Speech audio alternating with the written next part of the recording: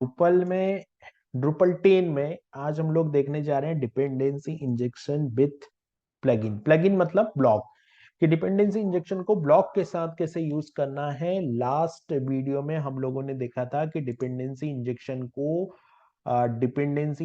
को हम लोग फॉर्म के साथ किस तरीके से यूज कर सकते हैं। आज हम देखेंगे कि डिपेंडेंसी इंजेक्शन ब्लॉक के साथ किस तरीके से इंप्लीमेंट होता है, जो कि ड्रूपल में मॉड्यूल डेवलपमेंट करने का एक बेस्ट प्रैक्टिस तरीका माना जाता है कि डिपेंडेंसी के थ्रू हमको जो ड्रूपल की सर्विसेज है उसको यूज करनी चाहिए। ठीक है, तो इसके लिए एक डॉक्यूमेंट यहाँ पर मैंने ओपन किया है। ये डॉक्यूमेंट को, इसी डॉक्यूमेंट से मैंने एक ब्लॉग बनाया है। तो यहाँ पर अगर आप इस डॉक्यूमेंट में देखोगे तो इस डॉक्यूमेंट में यहाँ पर सबसे पहले तो जो डिपेंडेंसी इंजेक्शन के लिए जो जरूरी स्टेटमेंट होता है, जैसे कि ये वाला जो यूज स्टेटमेंट होता है ये यहाँ पर यूज किया है, जो कि डिपेंडेंसी इंजेक्शन के लिए जरूरी होता है।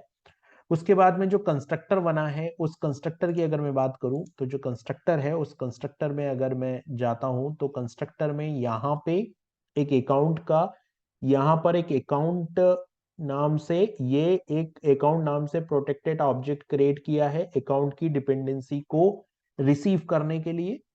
उसके बाद में यहाँ पे अगर आप देखोगे तो यहाँ पे नीचे एक कंस्ट्रक्टर कॉल किया है, और उस कंस्ट्रक्टर के अंदर ये कंस्ट्रक्टर फंक्शन बनाया है, और इस कंस्ट्रक्टर के अंदर ये जो अकाउंट इंटरफेस है इसको यहाँ पर इनिशियलाइज किया है।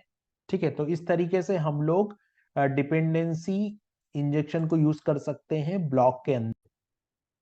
इस तरीके से हम लोग यहाँ पे डिपेंडेंसी इंजेक्शन, तो यहाँ पे इन लोगों ने क्या किया है कि यहाँ पर ये वाला जो यूजर है, यूजर अकाउंट को यहाँ पे इनिशियलाइज कर दिया है।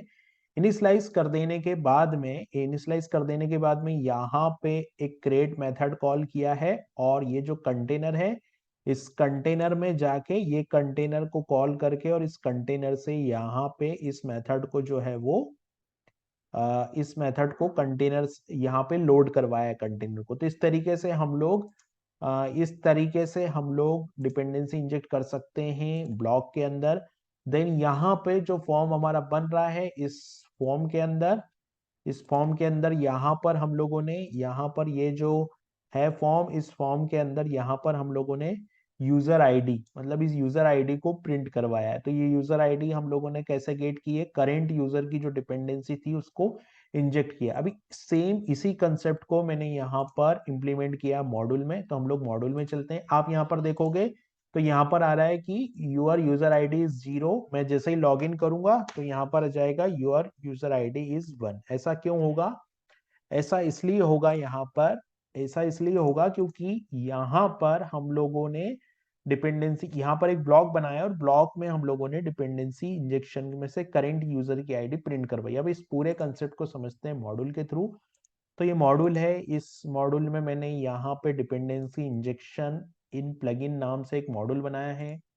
इस मॉड्यूल के अंदर ये जो है वो मेरी इन्फो फाइल है। इन्फो फाइल में जो बेसिक इंफॉर्मेशन होती है वही मैंने रखी है। उसके बाद में मैंने एक ब्लॉग बनाया, तो मैंने एक एसआरसी फोल्डर बनाया, उसके अंदर प्लगइन फोल्डर बनाया, उसके अंदर ब्लॉक फोल्डर बनाया, और ब्लॉक फोल्डर के अंदर मैंने यहाँ पे एक फाइल बनाई है, और ये फाइल है यहाँ पे dependency injection plugin dot PHP. अब इस फाइल को मैंने क्या किया, यहाँ पर मैंने सारे यूज स्टेटमेंट लगा दिए। आप देखोगे यहाँ पर, तो मैंने यहाँ पर डिपेंडेंसी इंजेक्शन के लिए जो यूज स्टेटमेंट होता है, जैसे कि डिपेंडेंसी इंजेक्शन कंटेंट इंटरफेस, इसको यहाँ पर मैंने लिया है। उसके बाद में आप यहाँ पर देखोगे तो डिपेंडेंसी इंजेक्शन को मैंने यहाँ पर क्रिएट मेथड कॉल किया है, और क्रिएट मेथड से हम लोगों ने यहाँ पे करेंट यूजर जो है उस सर्विस को, यहाँ पर करेंट यूजर की सर्विस को यहाँ पर इंजेक्ट करवाया है।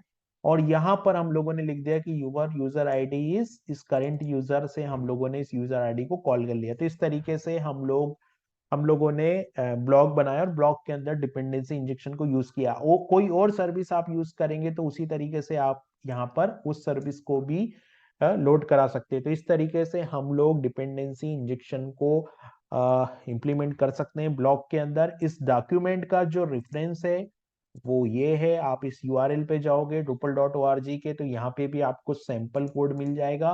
और जैसे आप देखोगे मैंने लॉग इन कर लिया तो यहाँ पर आ रहा है यूर यूजर आईडी इज 1। अब कोई और यूजर लॉग इन करेगा तो वो जो यूजर आईडी होगी वो भी यहाँ पर शो होगी। तो इस तरीके से हम लोग डिपेंडेंसी इंजेक्शन के थ्रू सर्विस को इंजेक्ट कर सकते हैं ब्लॉक प्लगइन के अंदर।